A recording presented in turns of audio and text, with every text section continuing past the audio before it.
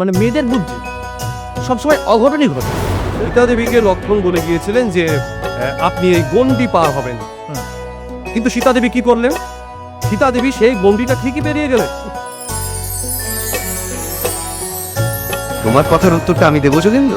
কৈকেয়ী দেবী যদি ওই বর দুটি না চাইতেন, আর সীতা দেবী যদি লক্ষণের কথা অমান্য করে গণ্ডিটি পার না হতেন, তাহলে কি রামায়ণে রামের মাহাত্ম্য প্রচার পেত? ঠিক বলেছ, উত্তর তুমি কিন্তু ঠিকই দিয়েছ। আমি যখনই রমেশবাবুকে তোমাদের বাড়িতে আসতে দেখি, তখনই হেমদেবী যেন কেমন একটু ব্যস্ত হয়ে পড়েন।